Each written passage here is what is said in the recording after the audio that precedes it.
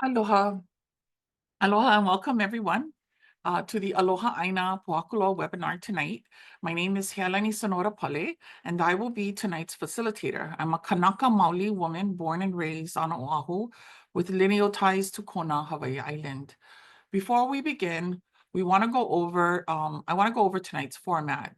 We will begin with a short 5-minute presentation from each of our diverse panel members and go forward with our discussion from there on Pōhakuloa and military leases, which expire in 2029.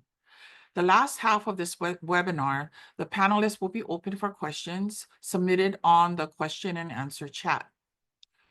We are at an important crossroads in our history, where what we do now will decide the Hawaii our children and grandchildren will live in, and Pōhakuloa is at the very center of the discussion. Pōhakuloa of the scorched pili grass, long ohia, and home to Ahua Umi, sitting between the sacred mountains of Mauna Loa and Mauna Kea, is now the military training site for the U.S. Army, as well as host to the military training exercises of other countries, helping increasing the lethality of the U.S. forces globally. The question is over 22,000 acres of stolen Hawaiian Kingdom, Crown and government lands, which has been bombed, littered, and desecrated for U.S. empire building and strengthening under the cloak of national security. At this time, I would like to introduce our panelists. Auntie Maxine Kahaulilio is a proud Kanaka Maoli from Oahu. She has dedicated her life to activism and the protection of her people and land since the late 1970s. She became a fierce advocate for welfare rights and expanded her activism to include significant efforts against evictions in Chinatown and Waiahole. In 2019, she was the first kupuna arrested during the protests against the 30-meter telescope on Mauna Kea, and served as a plaintiff in the landmark Ching versus Case case, which addressed the state's trust obligation regarding public trust lands, also known as the Hawaiian Kingdom, Crown, and government lands. The court ruled that the state had a duty to Malama ʻāina, particularly in relation to Pōhakuloa training area, emphasizing the importance of preserving and protecting these lands for future generations.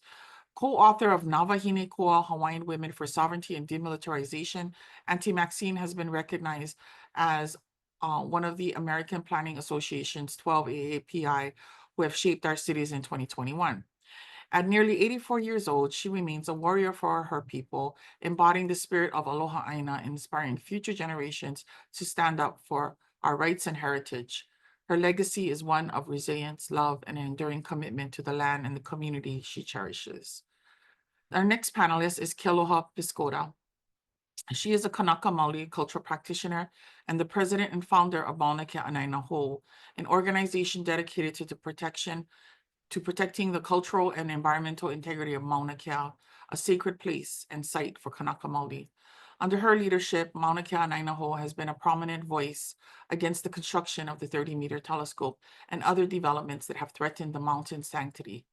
Kealoha has actively participated in state, federal, and international discussions regarding human rights and environmental protections representing Kanaka Maoli, both here and abroad. Her commitment to Mauna Kea's preservation has been featured in the award-winning PBS documentary, Mauna Kea Temple Under Siege, and she has been interviewed in over 500 media stories, including major outlets like the New York Times and CNN. Her work with Mauna Kea Ho, Kealoha continues to advocate for the rights of Kanaka Maoli and the protection of their cultural heritage, ensuring the voices of her community are heard and respected in the ongoing debate surrounding Mauna Kea. Ashley Kaiao Obre is a senior staff attorney in the Lahui Services Practice Group and Native Hawaiian Legal Corps. Ashley's practice includes handling matters to protect Native Hawaiian or Kanaka Maoli lands and water rights, cultural resources, sacred places, traditional and customary practices, also enforcing the state's trust responsibilities to Native Hawaiians and public trust resources.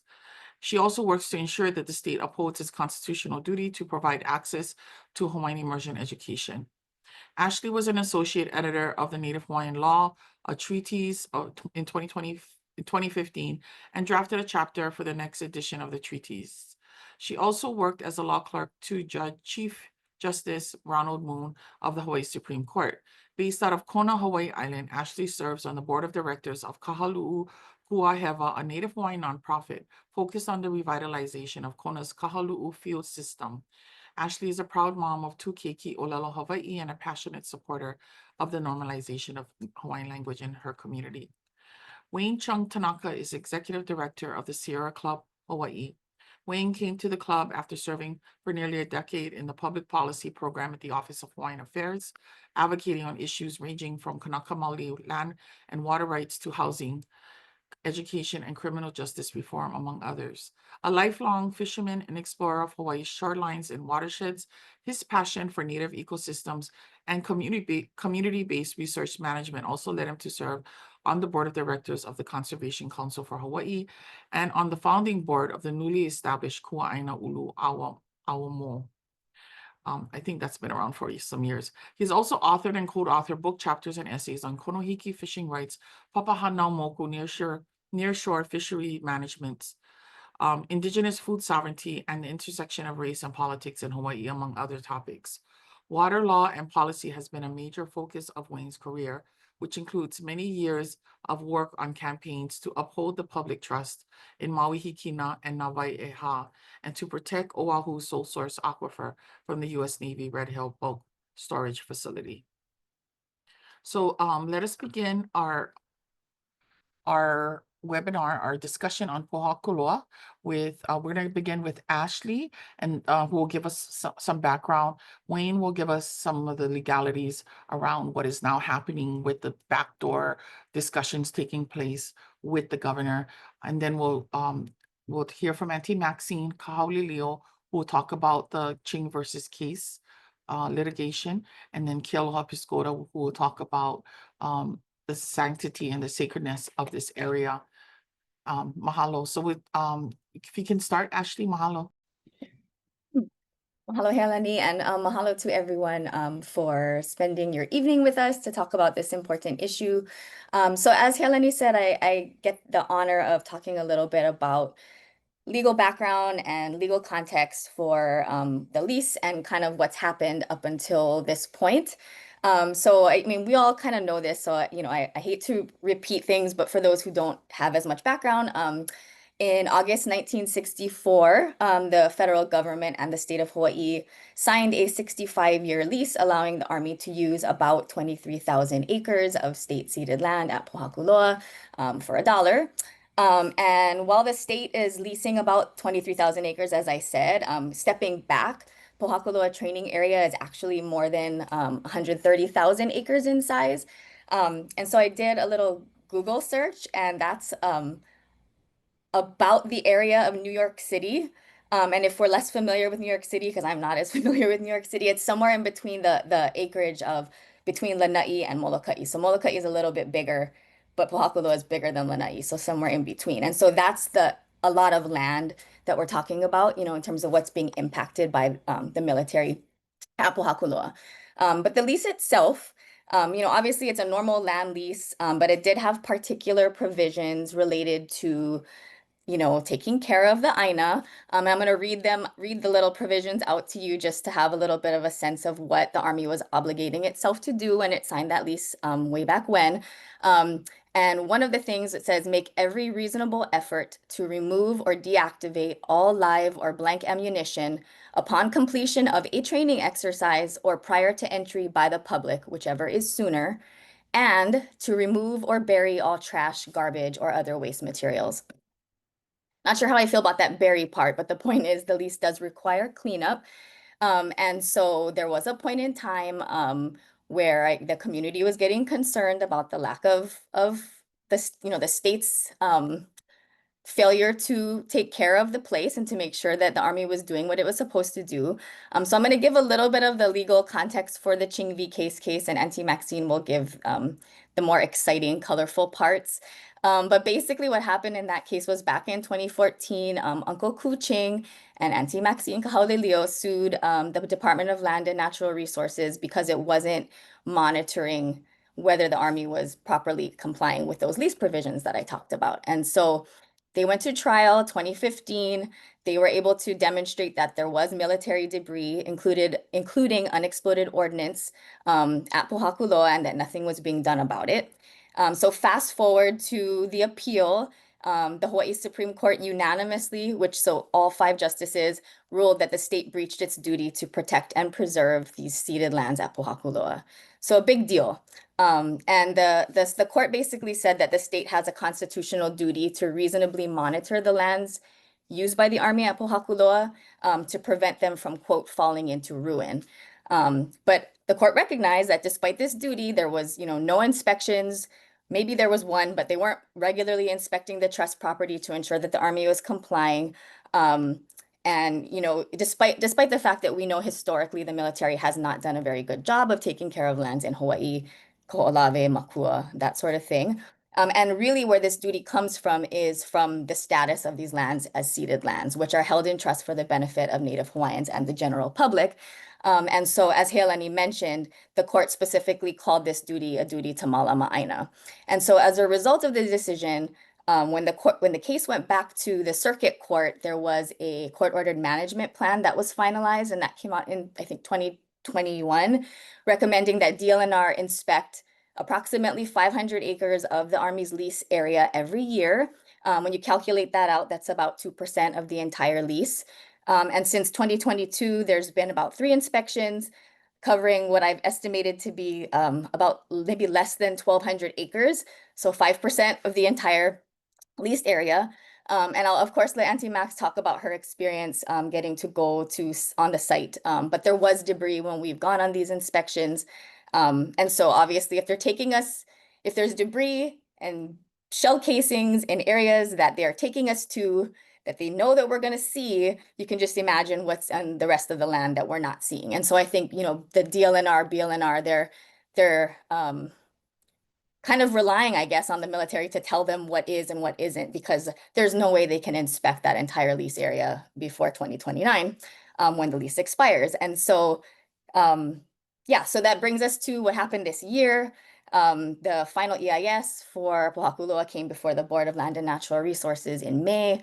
Obviously, probably many of the people on this webinar were part of the group that submitted overwhelming number of testimony and spoke out against the acceptance of that document. And based on the criteria in the Hawaii Environmental Policy Act, the BLNR did reject that EIS for multiple deficiencies, which was, actually supported by the staff, which is pretty awesome. I have not witnessed so often where DLNR staff is aligned with the community on issues like this, but there was a lot of reasons why the EIS was deficient, and ultimately it kind of put the Army kind of back to the drawing board in terms of next steps to revise that document, having to go back out for further comment. And I guess that kind of brings us to where Wayne would talk to us about what's going on, behind closed doors. Yeah. Thank you, Ashley. Yeah. What would be the next step? Sorry, one question, just to follow up on that. So if they rejected the final EIS at the last Board of Land and Natural Resources hearing, what would have been the next step that they would have had to take, the military and the BLNR? So the military has to kind of go back through the same process again. So it's almost like starting a draft and going back through, putting it out for public comment, responding to those comments as part of the next final EIS, and then going back to the board again for the same kind of vote that we just had in May to determine whether or not to accept it. So kind of a long process still that I think anticipated would take through the end of this year, like at the fastest, I think. So, I haven't seen any major steps forward with respect to that document. So it's an interesting turn of events to hear how quickly they think they're going to negotiate something, given that the EIS is still not POW. So thank you very much, Ashley. You're welcome. Okay, and then just a reminder to those watching that you can put your questions in the question and answer chat. We will get to them at the second half of this webinar. Okay, Wayne. Sure. Okay, thank you, Hilani. So good to be here and share this space with you all. So you probably have seen the governor on Spotlight Hawaii, or you read about what he's been saying in the Star Advertiser. But essentially, the Army says they want a land deal pretty much sealed by the end of this year. Originally, they said 60 days, and then they walked it back to to the end of December. And the governor says that he thinks he can do that while complying with the law. And so that brings me to the first important point that I want to make. It's already apparent, I think, from what Ashley shared, is that that timeline the governor says that he can work with is just ridiculous, right? It flies in the face of the law, and that's actually really concerning. The EIS, as Ashley mentioned, that's just a starting point for this process of land disposition. It's a disclosure document. And Mari, my predecessor, calls it a confession document of all the ways that these leases or continued military use of these lands may impact our environment, our cultural practices, our cultural sites, public health, social welfare, so on and so forth. And so you're supposed to confess everything, and then the law doesn't actually stop you. There's other laws that have to take those things into consideration more substantively. But the Army did such a poor job for both the Pōhakuloa lease and the Oahu leases that they're rejected. It's going to take months, if not a year or more, just to fix those EISs and get through that process. And then though, there's other more substantive protections, right? So they have to provide the information needed for a kapa'akai analysis, and that's going to take time. And there's actually going to, the board or accepting agency is going to have to actually do the analysis. So they're on the hook for that. There need to be an archaeological inventory survey. I think a lot of folks believe that should be done as part of the EIS process, but the Army, didn't think so. So if they don't do that with the AS, then they will have to go through that. And the big one is the Land Use Commission. So the Pōhakuloa lease lands, and as well as the lease lands in Makua, they're in the what's called a conservation district, which is supposed to be like this really highly protected classification of land. And military training is actually not an allowed use in the conservation district. The Army has been able to get around that because their leases are so old, they predated the laws that established the conservation district. So they're what's called grandfathered in. The thing is, once these leases are POW, then they're no longer grandfathered, right? So then they have to either amend the conservation district rules to allow for military training. That's a BLNR that's going to do that. But that would, fly in the face of the whole purpose of the conservation district.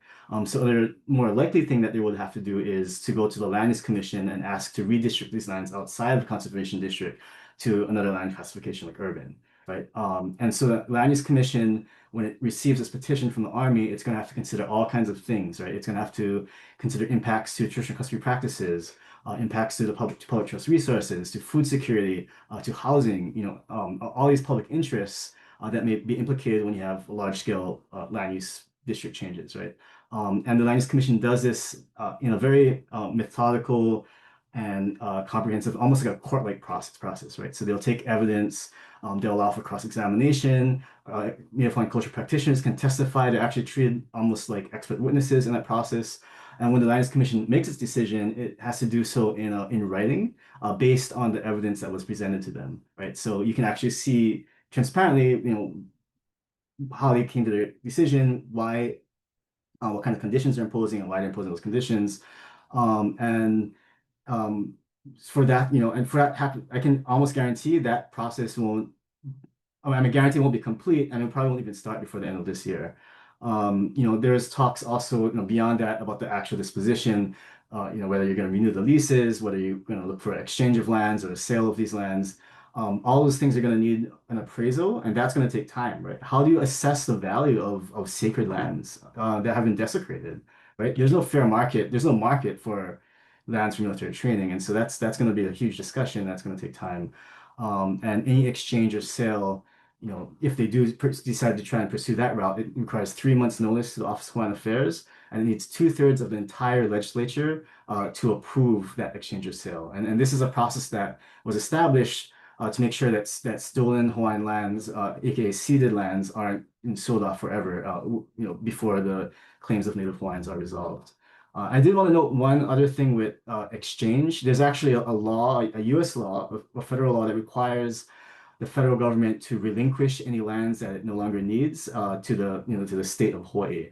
And so whenever they talk about exchanges, that's always a question that comes up in my head is like, if they have lands to exchange and they don't need those lands, so shouldn't they just relinquish it, back to Hawaii or to Hawaii?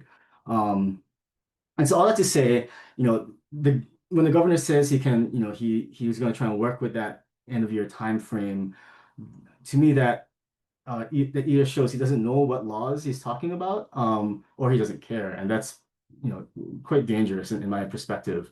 And I do want to take a step back and say, our laws are created in a democratic process. So theoretically, we elect legislators to represent us, and then they pass laws that are supposed to represent our interests. And so that's how our democratic system of governance works. And so if you ignore the laws or are ignorant of them, that kind of really undermines the system of democracy that we supposedly live in. And so pay attention to what the governor is doing. Go on his website, tell him we're watching. I mean, his timeline is ridiculous. We cannot just be rushing through this process. I did want to make one second important point. If and when they fail to strike a deal land deal by the end of this year, you also need to pay attention to the Board of Land Natural Resources, the Land Use Commission, and the legislature. So the governor might, for example, he appoints people to the LUC and to the BLNR. So who are those appointments, right? And once he makes those appointments, the legislature, the Senate needs to confirm those appointments. And the committee that's going to lead that discussion is the Senate Water and Land Committee. The chair right now is Senator Inoue, who represents Hilo. And so, yeah, so you want to be able to get engaged to make sure that the right people are appointed to these positions, and the Senate does their due diligence and homework to make sure that these folks represent our interests of the public. And the governor might also ask the legislature to change the law to try and speed things up, to give the Army shortcuts that could sell us short. So again, pay attention. You can also sign up for action alerts. We do a lot of watching at the monitoring the legislature. So we can put these links to sign up for action alerts in the chat. And so and I think there's a bigger picture discussion too about what the government is actually bargaining for with what kinds of like how does he understand the kinds of burdens that people have shouldered and that may be perpetuated or exacerbated going forward. And hopefully, I'm really excited to hear the following speakers to kind of give us an idea of just those kinds of things. Thank you. Wayne. There was one question. I know you mentioned Pa'akai analysis. Can you just give, just a couple sentences on what that is for the viewers?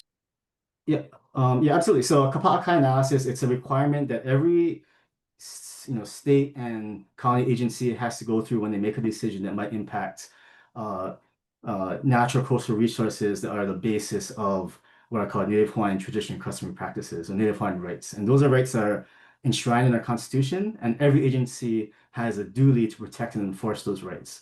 And so when they render decisions, they go through this what's called a Pa'akai analysis, where they have to identify what kinds of resources are there, what kind of practices are associated with those resources, and how those things be impacted. And then they actually have to come up with affirmative protections to reasonably protect and enforce these Native Hawaiian rights. And so that's what Pa'akai analysis entails. That's what it is. Thank you very much, Wayne. Okay, we're going to head to Auntie Maxine. And Auntie Maxine, if you can share with us what happened with the case. Mahalo. Okay. I think Ashley and Wayne topped it off with the legality part. So like Ashley was telling me, maybe I should put a little bit more chili pepper water inside my language and kahi the bowl, kahi, and make it clean. So the case, our case, when we went, like Ashley said, 2014, there were three of us, Uncle Kuching, Aloha, and me. We went to Judge Chang's circuit court, and everything they were just discussing, arguing, the state arguing, then Kimo argue and whatever. So anyway, three of us went testify. So it's a regular court, just like how you go on criminal court, you got to testify. So we did and everything. So let me run through this. It took 4 years. After everything went through, whatever, 4 years to Judge Chang make a decision to Malama da ʻāina. Malama da ʻāina. Then the state decided to take us to court, to the Supreme Court. Here we go again. Argue, argue, argue. Yeah. Kimo and Summer did a beautiful job. Let me tell you. He was amazing. So here's two kupunas going into court, catch the plane early in the morning, go down to the Supreme Court on Oahu. Two kupunas walk in.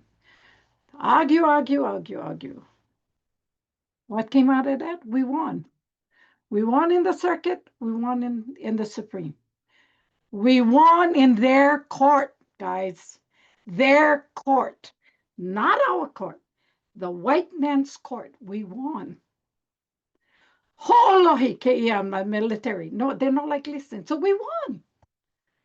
Not a couple years. Wait. Okay. And Ashley can tell you, when you read the court case, really wishy-washy. The Supreme Court's, their language is really wishy-washy on that.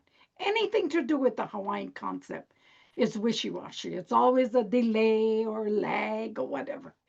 But we won. The main thing, we won. Yeah. Okay. Nothing has been done, really. Look, they still never clean up. They're not listening. Now everybody is jumping. Can I just say this? I feel right now that the military is like a lover, okay? I hope they hear this, the colonels and all that. You guys are acting like one husband, huh, that has been cheated on by his wife, okay? I want you to hear this. I'm not going to talk about the law because Wayne did a good job, Ashley did a good job, and Kealoha going to do more better job, okay? Oh, well, whatever. But you are acting like one husband that your wife you went cheat on you and found a lover. Now you all piss off, right?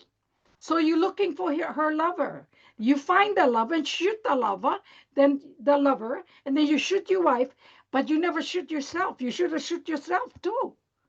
And that's what you folks acting like. Yeah? This is our land. I'm going to talk the way I feel. 51 years of desecration, 51 years of hurting our land, our beautiful trust land. And then you have executive land, then you have conservation land, then you have state land. That's all bull. It is Hawaiian land. 133 acres of Hawaiian land. It's not executive land. Those lands were stolen. How can you put a title on our land? People, Pōhakuloa belongs to the Hawaiian people. It needs to be returned. Okay? Enough already. You destroy, and you destroy. How much more can I say? But let me tell you, they have never cleaned up. In fact, Kealoha, me and Uncle Ku, first Huakai. Who was there? Archaeologists. What the hell are we going to do over there with the archaeologists? We don't want to go there. We want to see the cleanup. No, never go. Then we go again, me and Kealoha. Never clean up. Then we go with Ashley a couple of years later. Nothing. Oh, they said they were clean up, but I never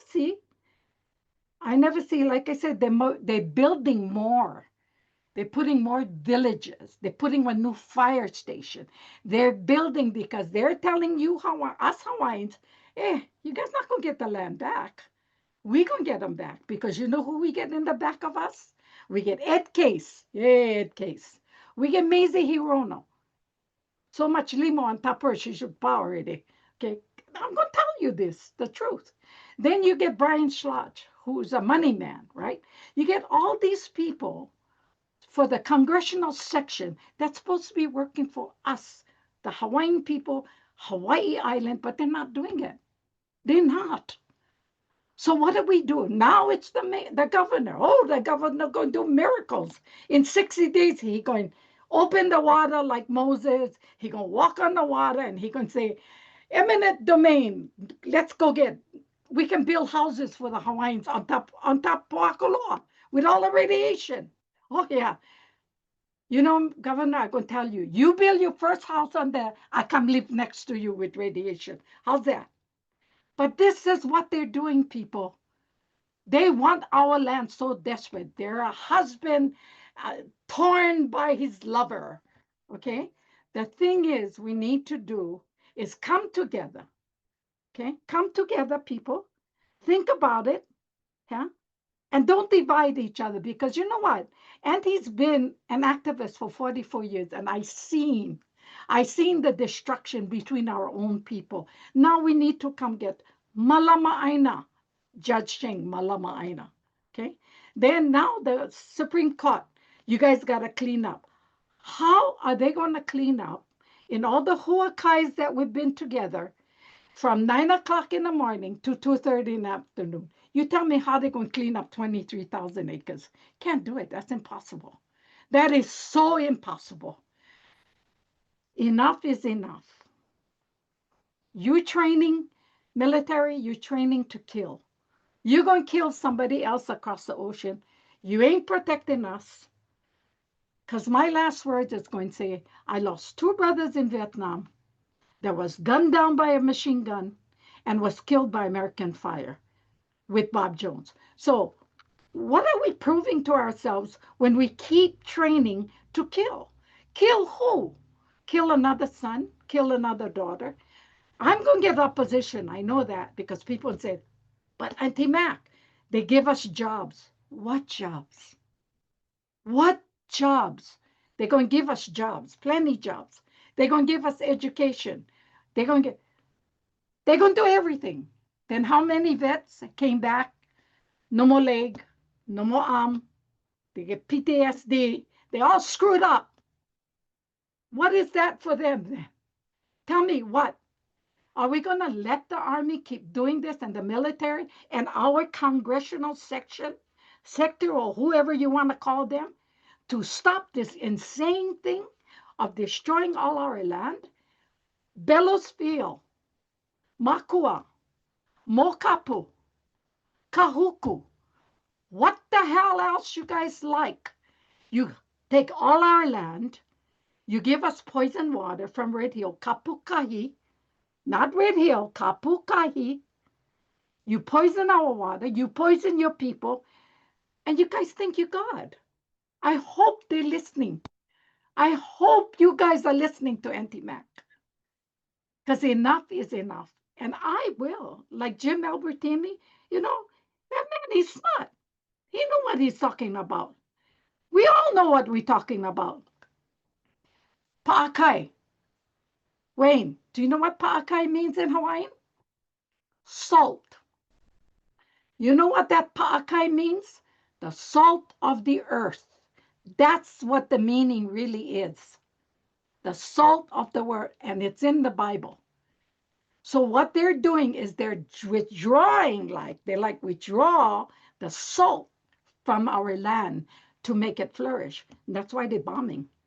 So you gotta watch when they put all this. I don't know who said pa'akai, but it is Hawaiian salt, the salt of the earth. My thing is, Kealani, my last thing is, we're not gonna let these guys get any leases. Not for ready. No leases, no land exchange, no eminent domain or whatever no, these are trust lands. 133 acres is our land. Where the Paka is there, Paka stole our lands too. That's the Hawaiian land. It's nobody else's land. But I just want to make a comment. I'm sorry, I forgot. It's God's land. He gave it to us, to malama ʻāina, like Judge Chang said. Then you go to all the white people over there, the Japanese people with all the black robes. Oh, you need cleanup. Clean it up? Yeah. Like Kima would say, we got to stop the bombing. No, not only stop the bombing. Stop the bombing, stop the training, empty your rifles and put blanks inside there. Yeah. And stop lying to our people of Hawaii. And all you people out there, all you Kanakas, all you brothers, all you sisters, yeah, ho'olohe Auntie Mac, yeah, huh? I know you like jobs. I know we need jobs, but you know what? Your kids ain't going to have any land if we keep letting all these things go. You know, they're taking all our lands away. Please, please. Holohe, listen. Maka'ala, you guys. It's not jobs. It's not jobs. Jobs is to feed the people, to go in the loe. That's jobs. To plant. That's jobs. Not put one gun in your hand, sister, and not face it at somebody else. So 2 of my brothers are gone. 2, not 1, 2 in Vietnam. Please, listen to Auntie Mac. Join us. Don't join the army. Join us, the people of Hawaii. Join Auntie Mac. Put your hand in my hand, and let's go to the gate and walk inside with no ID. How's that? Huh? No need ID. You walk through that gate, because that's our land. Please, I beg you guys. Auntie getting old. I can't continue no more. You know, I'm getting old. I want you guys come. Follow me. Listen to me. And join Auntie Mac. Don't join the army. Join Auntie Mac. All right? Just no leases, no exchange, no nothing. Just leave the land alone and let her be at peace. Let our Mother Earth be at peace for once. Mahalo. Mahalo, Thank Auntie Max. That was all amazing. Thank you. And then, it's again, just a reminder, you can put your questions in the question and answer chat. If you have some, and we will try to get to as many or all of the questions as we can.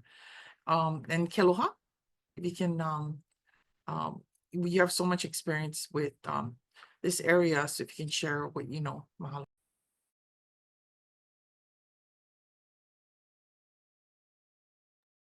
You gotta unmute, Kealoha.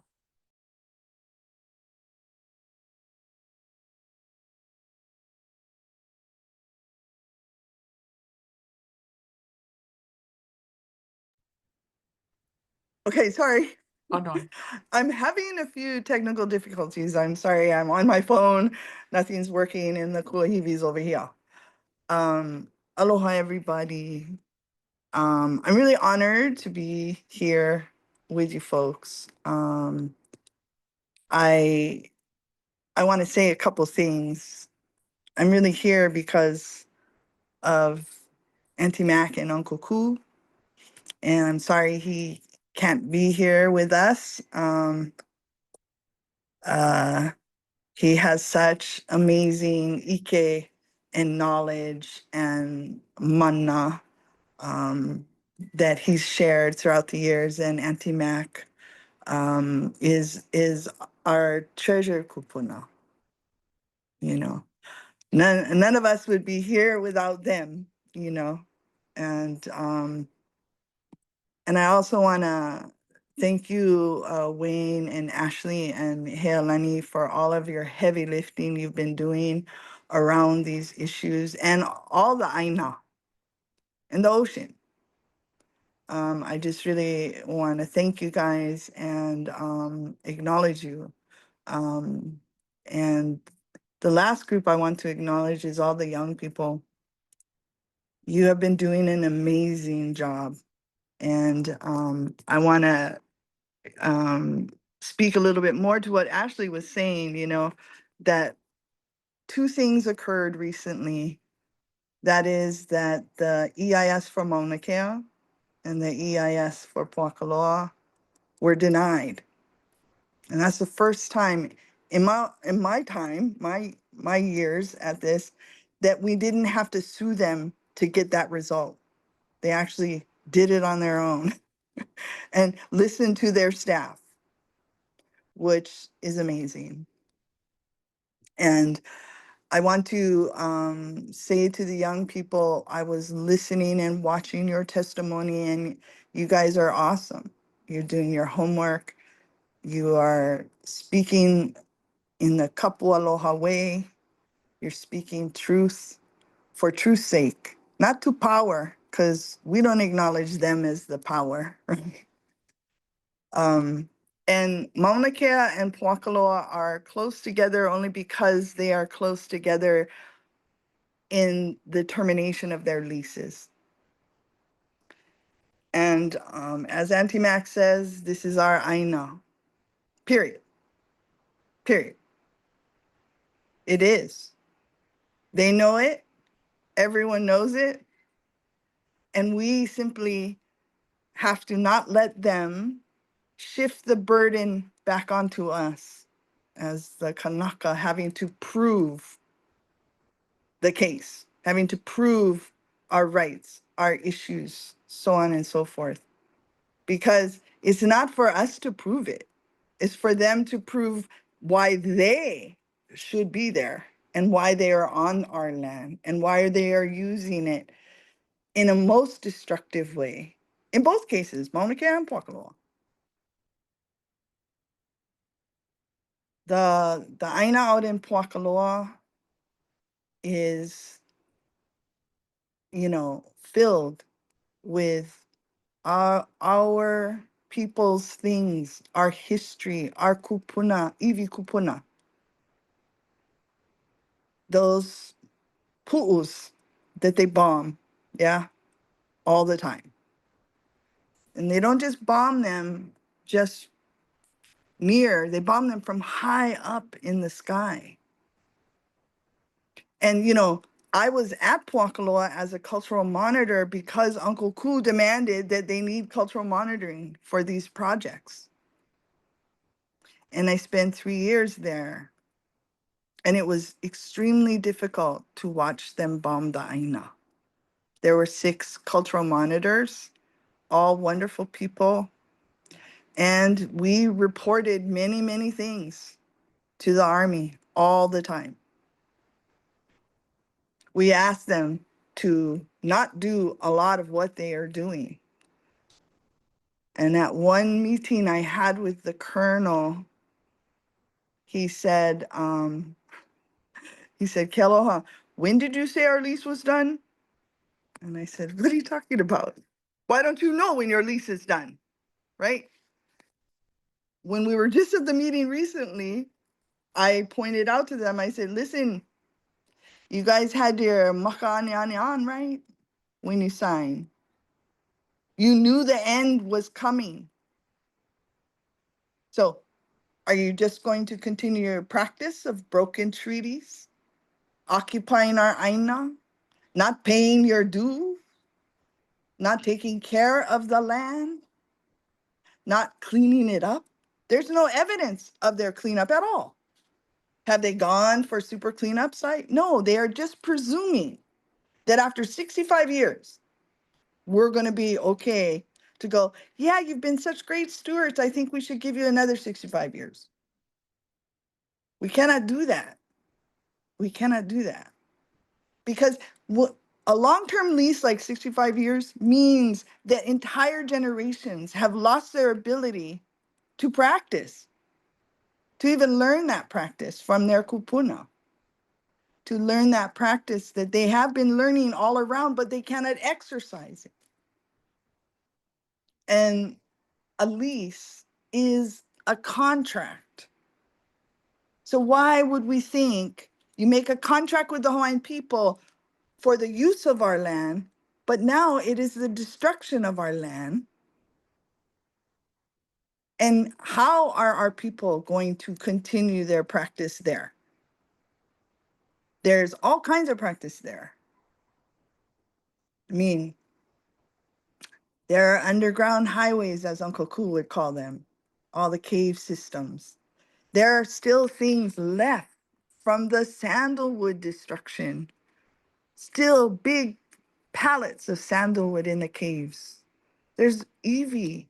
There are astronomical sites in the caves. All of these things are the inheritance of our children and of our people. And many kupuna, they share their mana'o, but then it doesn't get recognized. It doesn't get upheld. And we cannot lose that. And I'm with Auntie that we must come together, just like on the Mauna. we came together and we upheld our values, not theirs. Who are they to tell us who we are?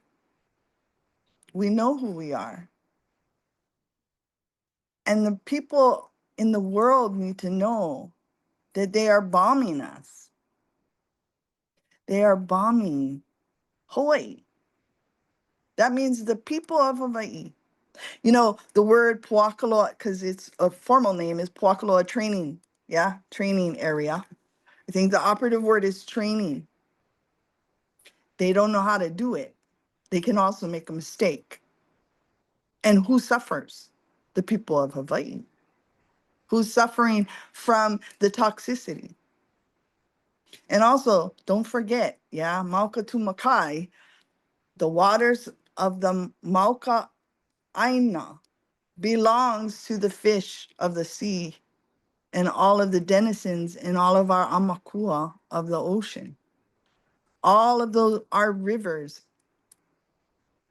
you know, goes to the ocean. So we are being toxified in more ways than one, not just in the air, not just in space, but in the water.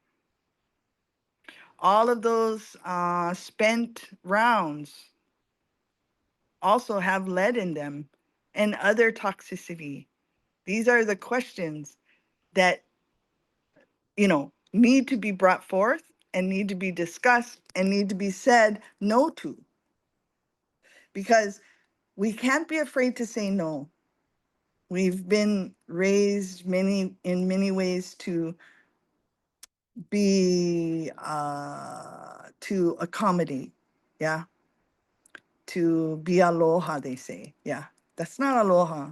Aloha is about speaking truth for truth's sake, because that's what Akua can respond to. Akua cannot respond to falsehood and heva. And if it's, and we as Kanaka cannot carry their heva anymore. That's why we have to make a stand and we need to say, no, you have not been a good steward. We have no reason, no logical reason, rational reason, political reason, cultural reason, or reason, spiritual reason to say yes to any more of this kind of destruction of our ʻāina. And we need to tell the world, the people of the world, that they are still bombing us. You know, every Hawaiian that you see today is a descendant of the 4% who survived the Great Death. And every one of those people hold that DNA to bring forth that deep ike and the aloha. And we need to live it and stop trying to be like them. We're not, you know. The West has made us feel that we are less than, but we are not. And we never will be, but we cannot keep trying to aspire to what we cannot be. Our way is not to destroy the ʻāina. It's to love the life of this earth and the creation given to us by Ke Akua Na Akua Na Amakua. Mahalo for letting me speak my mind. Sorry. I hope that's okay. Any questions? Yeah. Mahalo, ke aloha. Does any of the panelists have questions for each other before we get into the audience questions? Okay. So we're going to go with the first question is from Meredith Welch. And she asks, what proposed state policy can help protect Hawaii from federal and executive orders?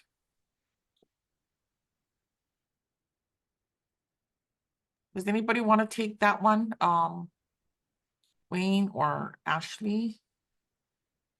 And then, or, I mean, we don't have to stick to state policy. Yeah, so there is this idea called preemption, where generally speaking, the federal government can supersede state laws and actions. And for an executive order, that's a little interesting though, because that's not a congressional law. So there has to be some it has to be considered, a valid order to preempt. But I mean, we're, like policy is a sandbox, right? So and I don't want to, I'm not saying any particular strategy should be pursued at this point because I don't, we don't know what the federal government proposed, but if they make it harder for us, there's ways to make it harder for them. Maybe not a direct, challenge to the executive order, but if they, there could be ways that we could, they have to live here, and there's ways that we can make it uncomfortable if the federal government wants to impose its will on our people. Thank you. And anyone else want to answer, have another answer they want to share? Okay. I think, that is a question. It's kind of pointing to how do we stop this, right? And so we'll just keep going on the questions because I want to make sure we answer as many as possible. But we should also talk about how do we, what can we do, or how do we stop this? How do we stop them from pretty much ignoring the process and doing their own thing on the side? So Mehishi K asks, who does this inspecting? So maybe Auntie Max or Ashley, who does the inspecting? The DLNR, Department of Land and Natural Resources, because it's the lease, it's their lease. And that through that court-ordered management plan, that's what that's their obligation. And I think there was a longer question related to that was answered in the chat, but about the ability for these inspections to get done before 2029. And I think there absolutely is the ability to see more of Pōhakuloa than the state has seen over these years, but based on the pace that they've been following, because that kind of wishy-washy plan, it says it's recommended but not required that Yeah. DLNR inspect about 500 acres a year, and like it's kind of like that. And so they take that pretty strictly, I guess, DLNR, and they really haven't gone beyond that. So I think if they spent more time taking this kuleana seriously and getting out there more often than once a year, and so such a small area, then maybe it would be possible to do more. But that's the pace they're moving at this point, unfortunately. Yeah. And Max, you have anything to add to that? Yeah.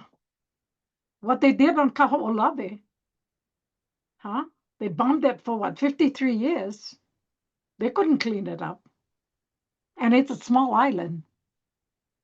How's that? It's a small, only 11 miles long. They never cleaned it up.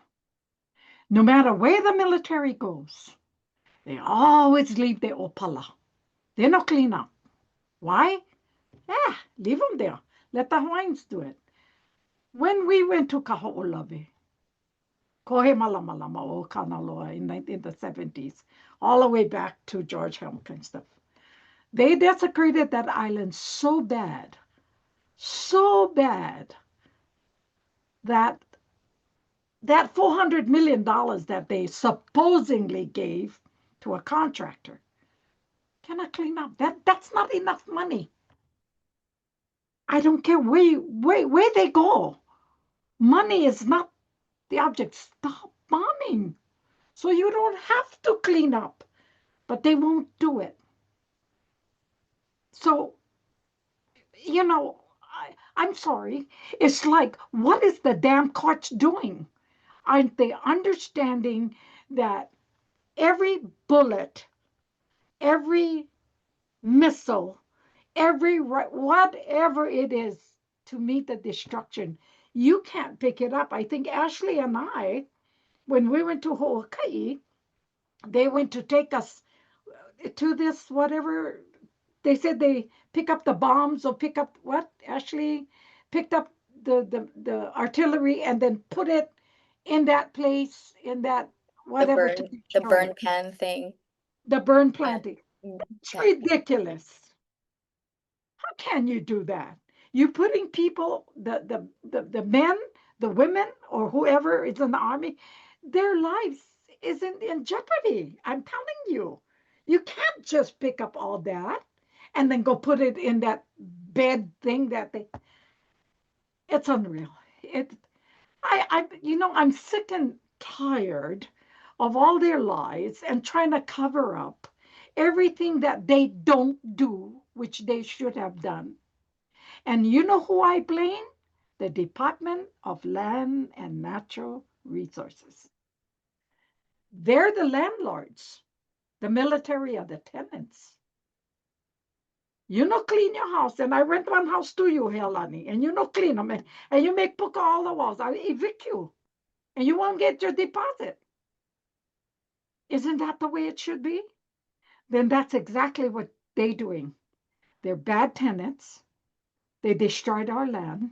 Time for you to leave. You're not getting no leases. You're evicted. Period. Not us. You. I that's what it's all about, right? Cleaning it up. They won't. They can't. There's not enough money. Thank you, Auntie Max. Okay, so the next two questions are very similar. And they're talking about eminent domain from Patrice Petrit. He says the governor is talking about federal government would use eminent domain. Is this a concern? And then Auntie Cindy Freitas asks, there is talk about eminent domain. How would this be applied? And we've been hearing about this for months, that this has been a threat. And it's been, for me, and I'll just share my opinion on this, it's fear mongering. It's a way to control what we do. And I think we, Hawaiians, I'm very proud of our people. We've stood fast in terms of showing up and getting there at the hearings and being very allied with each other in terms of our message. And the fear mongering, how real is it? Like, what is that a real reality? So I think that's kind of like the question. And I mean, is this a way to, I think it's just a way to control us, but anybody want to answer that? I want to say something. Yeah, Yeah. let me, Please do. okay, Kalamai. Yeah, there is a provision, there is a way to do that, but it's fear mongering, yeah? Because, Uncle Skippy said something to me one time. It was so brilliant, it took me a little while to catch on to what he really meant when he said that. And I want to say it here too, because Uncle Skippy made the statement one time. People don't realize Hawaiians come with the territory. Yeah. Hawaii was never purchased like Louisiana or Alaska, even though I would dispute the claims that anyone could sell Alaska since it belongs to the Alaskan people, the Alaska Native people. But just like here, yeah, statehood is based upon us. They had to include us. We are in the Admissions Act. So when they try to take out those things, yeah, try to seize control of something, they cannot do it in our absence, right? I mean, they can try. They've done a lot of things. They didn't, we didn't give them permission to overthrow our kingdom, our queen. But they've also admitted it. They've admitted through the apology resolution, the HEVA, yeah? Heva. And it doesn't mean that it's an admission against interest, right? An admission against guilt, right? We're not using it to say now therefore you have to get out, right? But we are saying, listen, you've admitted it. You know what you have done. They know what they have done, not only to our people, but to our ʻāina. The land and the people are one. And so when we think about what Uncle Skippy said, Hawaiians come with the territory. Yeah, no, they do literally come with the territory. The United States accepted us in that law to admit us into the Union. And actually, it's because the Solicitor General didn't know how to do it because he knew that we didn't have title. So he put in this little clause. And Native Hawaiians in the general public, right? If you have Hawaiians of 50% blood, but then you have the other Hawaiians who the wrong was not only done to 50%, right? So you have the other ones who now are a part of the public. And the public is a part of it as well. Because in Hawaii, we have rights to the public to have a clean and healthful environment. We also have our rights that the court has actually affirmed that they were not American rights per se, because those were our practice and our rights before America came here.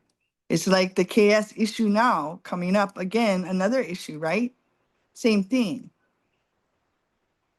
Under American law, you can't change the will.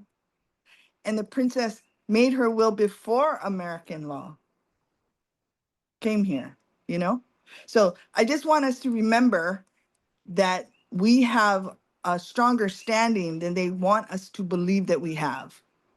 And I think that we have to continue to stand on our rights, exercise them and affirm them, and not let them shift the burden of confusion. It's like them saying, oh, we don't have a cedar land inventory. It's like, well, how about this? Let's start in 1892, right before the overthrow. We had a good sense of where our ʻāina went. Let's start there. Anyways, sorry, I didn't mean to get distracted, but I'm just trying to say we have to not allow that fear Yeah. to run us. Yeah, right. Thank you, Auntie. Yeah. Mhm. Yes. No fear. Thank you, Kealoha. So does anybody want to talk about like the political temperature right now, if eminent domain is a possibility? And also, I think, you know, the being fear driven, you know, I think the governor is being pushed in a corner, and and now he's in these private meetings with the Department of War, right? They call themselves, isn't it the Department of War? And it's not the Department of Defense anymore. But Mhm. I mean, is something like asking for a seat at the table something that we should be asking for? How is that playing into the fear mongering? And I don't know if that is, you know, if that's just a strategy.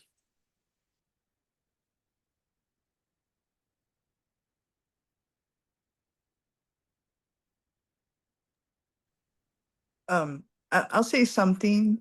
I understand the idea of wanting to be at the table, but you know, I learned this from Uncle Genesis and Uncle Paul. Don't sit at a table that they set, because it's a trap, right? We set the table. We are the ones withstanding, not them. So we should set the table and say, come to our table. But we don't think of it like that all the time. And don't get me wrong, I'm not being critical of those who are asserting a certain thing like we want to be at the table. That's fine. But remember, you didn't set the table. So you're probably going to get a meal that you didn't participate in cooking. And we may not want that meal. But as long as we're aware of it, let's use any tool that we have to move. But don't forget, we should set the table. Hmm. I mean, and I learned that from Uncle Paul and Uncle Genesis years ago. And yes. Kikaloha. Yeah, so I mean, it is a possibility, I believe. I'm not too sure how it would work, eminent domain. But I don't think we should give up on the process that has been laid out before us. And again, I do believe as an organizer myself, that multiple strategies should be in play, and that we need to look at ways, like a variety of ways that we can move forward, not just one way, but a variety of ways. And because we are a diverse people with from diverse communities. Okay, so the next question is from Susan Gorman Chang, and she says the military has a new training area in Guam with the same terrain as Big Island. How can they say that they have to train in Hawaii because of its terrain and climate when they have one in Guam? Anybody want to answer that?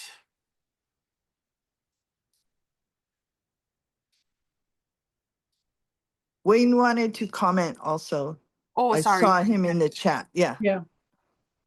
Oh, sorry. Yeah, just real quick. I just wanted to point out the only person using the eminent domain language is the government, right? Even though, you read the letter that the army sent to them, they don't Yeah. talk about it. And there's a reason for that, because if they do eminent domain, which it could, it's going to completely poison the relationship that they say that they've invested hundreds of millions of dollars in trying to build with the local community.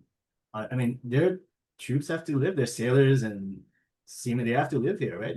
Like it's gonna make life miserable for them, and it's also gonna wake up people, I think, to all of the other things that we've been dealing with actively. Not just with these, live fire training and these leased areas, but like there's lead contamination that's drifting off of the firing range pool wall right in the school next door potentially. If you used to look at that, I mean, they're sucking up all the water from like a shaft that's compromising ESG. I mean, there's just UXO everywhere. I mean, it's if you want to shine a light on all of the ways that as Anti-Killa alluded to, like on the military being not the greatest stewards, or not, like, yeah, Dan, you start waving on the main language.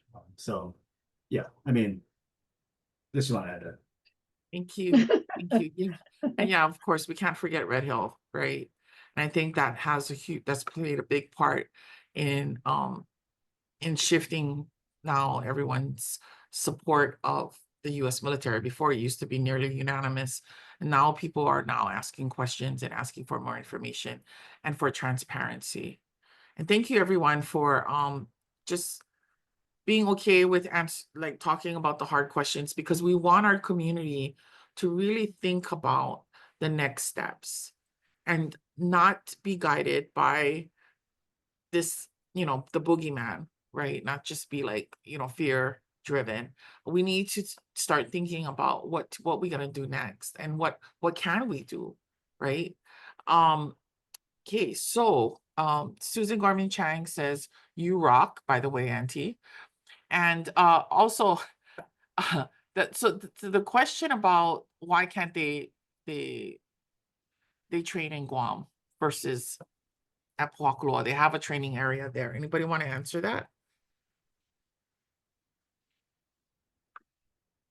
Well, I just wanted to say this, when we were fighting the TMT, we knew that there were other places, but many of the kupunas said, we don't want to send something bad anywhere, Yeah. Guam has a lot to deal with, just like us. Mm-hmm. And I think, when something is not working, it's like Auntie said, like, why are we picking up guns instead of picking up tools to help humanity? Yeah. And I know that the Army has a particular job, and I understand that, but they have to be better, more creative. They have to find ways to operate and hopefully to not harm, right? Hawaii's being used as a training ground to harm other indigenous people, other peoples of other countries when they do RIMPAC and things like that. And I think we all need to morally take the high ground and say, hey, we don't want to be the place where you train to go and hurt others. Like, we just need to live better. live better. And yeah, sorry. Kalawai. Thank you, Kiloha. Helene, Yes. can I say, I feel sorry for the Philippines because they always pick on brown people. Why they pick on brown people? Filipinos not white, they're brown. Hawaiians brown. We all brown. Why they pick us on? And Philippines is not a big, rich. I don't know. Maybe I'm wrong. I don't know. But we got our rich and our poor in every country. But why they have to go train? Keep training, and then bust up their land, spoil their land, so they cannot farm. They're not gonna eat the Filipino food because the land is all bust up. I mean, radiation and uranium, just like us guys. Like I said, please, every place the military go, you guys, they leave Opala, bad Opala. Just take a look at the veterans. They're in the midst. They get what kind? They get sickness at night. They stay in the bed with their wife, and they think they're killing their wives because they're in war. But they don't mean to kill their wives. I mean, choking their, because of what? Their past, the army. They're in war, and they bring it home with them. And that they don't want that, but they do. It's a memory. It's a bad nightmare that the military leave with our people. So now, why go someplace else, destroy another country, keep going another country? Why don't they do it in their own? Do it in Washington, D.C. Nice lawn over there. Go practice over there. Practice in their own backyard and see how they feel. Look at our land. I mean, I went to Hawaii and found shrapnels on the highway. Daniel Illinois Highway. We found shrapnels. Uncle Ku, me, Tammy, and Paka. We found them on the highway. Bullets all over the ground just to build that stupid highway. Daniel K. Illinois Highway. Oh, that shake me up sometime.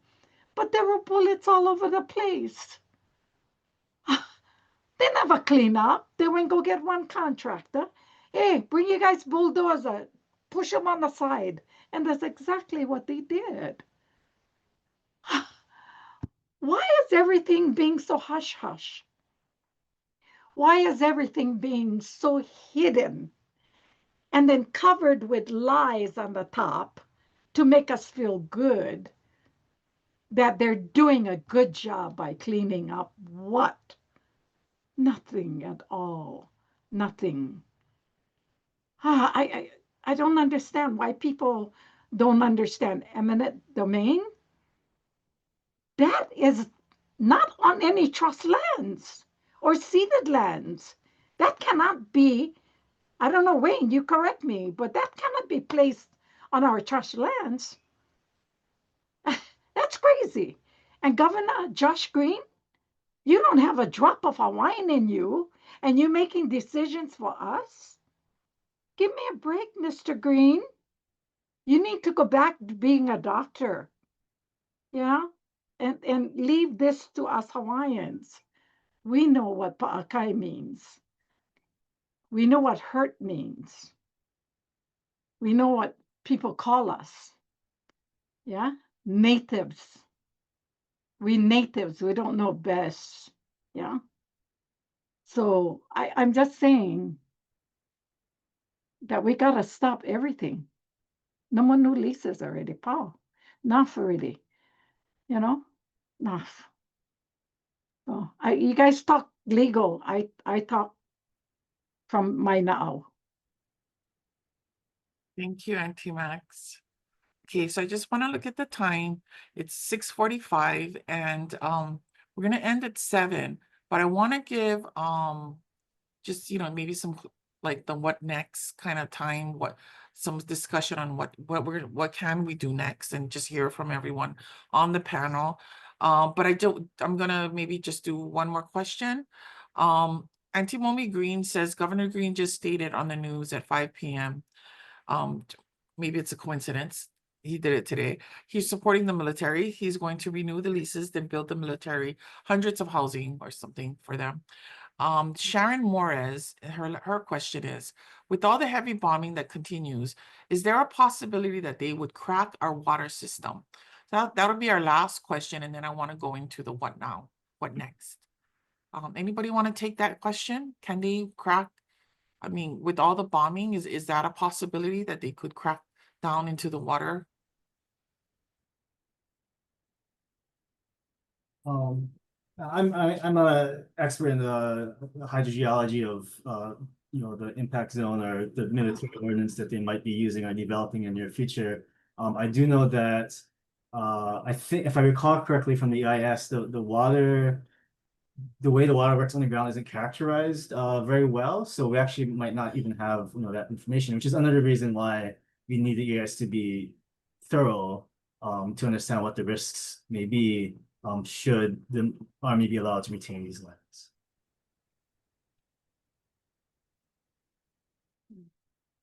It is my understanding they haven't done a full hydrology study, and we're not too sure about what effects it could have on the water of Hawaii Island. Does anybody else have anything to add about that? It's a real big, I think it's an important issue. Kalani, Yeah. when we went on Kaho'olawe, before we went, they said there's no water. Now picture the island of Kaho'olawe. Please, everybody, put your thoughts on the island. It looks like a fetus. It goes like this. Yeah. Every island that I was taught, I mean, whatever, every island had water because Kaho'olawe was once a farming island and they had water. There's 2 big pools of water. When we landed in the morning, we went on the top and was all flat because of 53 years of bombing. But there were 2 pools of water, one up and one down, okay? One up and one down. We had to take water and the pills. You put the pills in the water and then it takes all the other whatever out, okay? But they had water. And we seen goats drink the water. We seen bees drink the water. We seen birds drink the water. There's water on each island because that's what God did. Why are we leaving Keakua out of this? He made sure every island had water. And guess what they did? The Navy was outside. Yeah.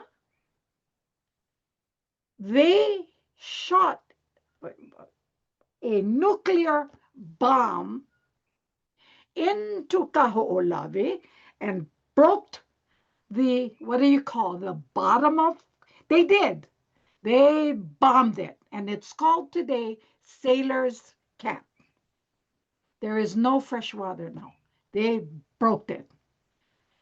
There is water. There's water in Pōhakuloa. There's water all over this island. How can we deny that? The only place that don't have that much water is in the Mojave Desert. But there is water because God put a cactus there. Just like Waimea, you broke the cactus, you cut the bottom, and there's water. So God would never give us a deserted land. Why are we leaving Keakua out? He's the one that made it. He's the one. And I'm going to tell you folks something. Maybe it's almost time up, but I'm going to tell you something. The next time Mauna Loa erupt, be careful, Colonel. You guys better take all you guys ukana because she's going to come and she's going to put all her beautiful blessings and cover the whole Pōhakuloa. Believe me, Watch Kilauea. Take heed, guys. Why you think she's erupting 31, 32 times? Heed, you guys. Maka'ala, what's going to happen to our island? Mauna Loa going to cover Pōhakuloa. But you know why she's not covering? Because we have 33 EVs over there, Helani. And in my very hands, I held the artifacts, the little miniature artifacts that they carved. I held it.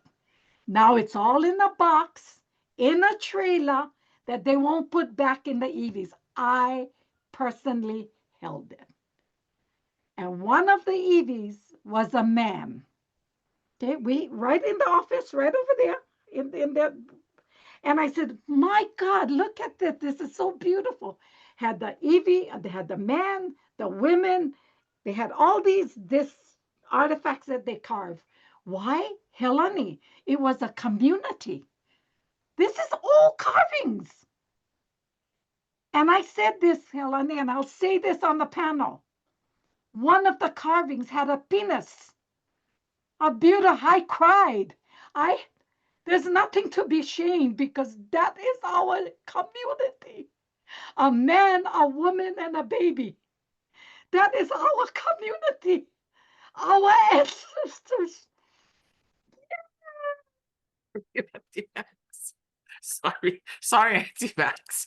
It's not a matter, but sorry. Okay. And We love you, Auntie. Yeah, we love you, Auntie. because Okay. it's our ancestors. We only got 9 minutes left. I'm sorry. If we Sorry. can get to the what next, there was one question about what can we do if we're abroad. If Wayne, if you can share a little bit about some of those next steps, and then also if if anybody else has anything else that they want to share as well about what can we do to stop this. Thank you, Wayne. I think the first thing folks can do is get on that website the governor's set up to hear from the community, about these land deal making. Make sure that he hears that his pandering to the military is not okay. It's an affront to to our laws, to our democracy, to justice, to the interests of not just us but our future generations.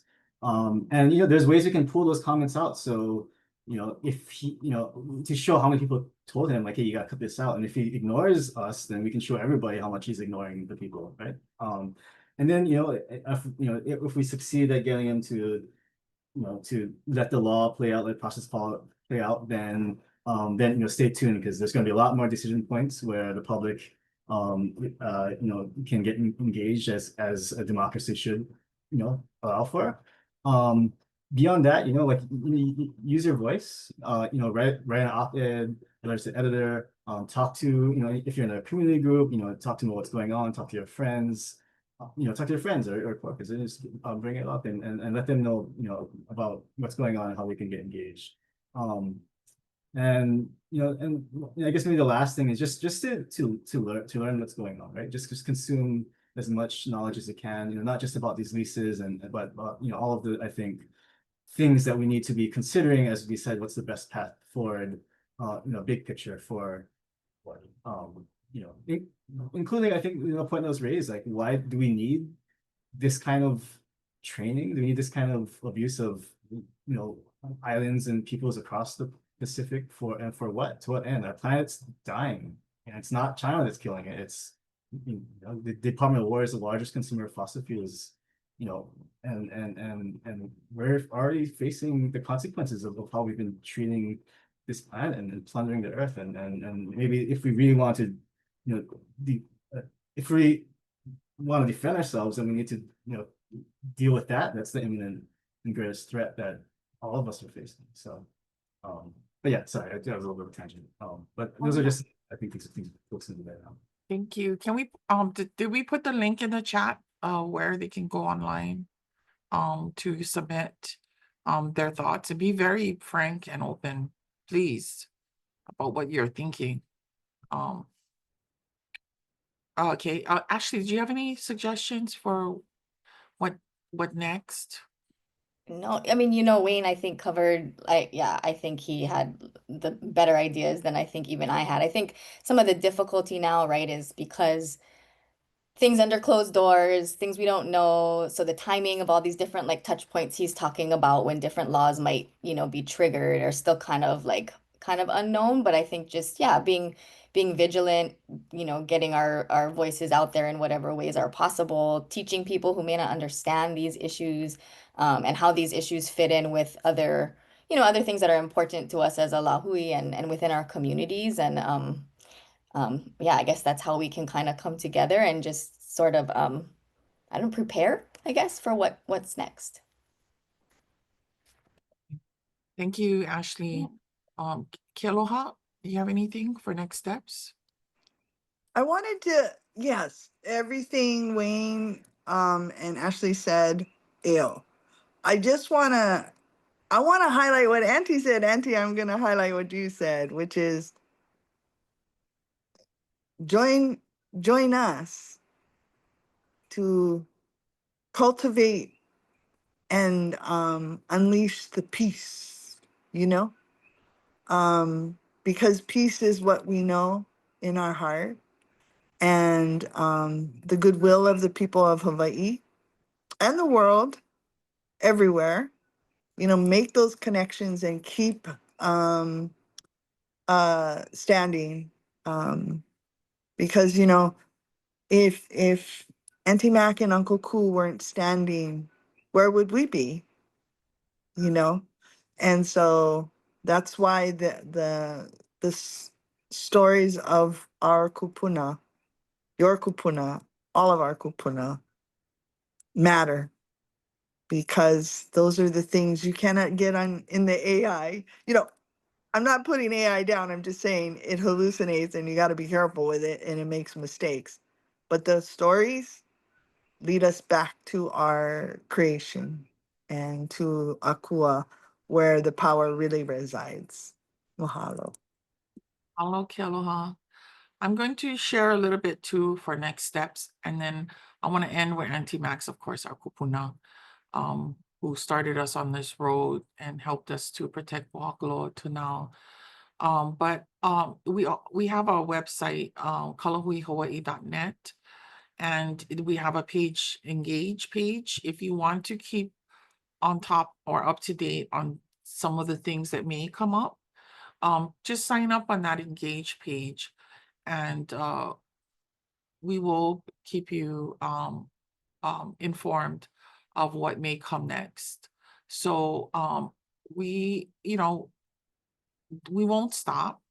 The power lies with us, with the people, and we just have to organize and come together. And Auntie Max, I want to leave you with the last. Oh, does anybody have anything else they want to say?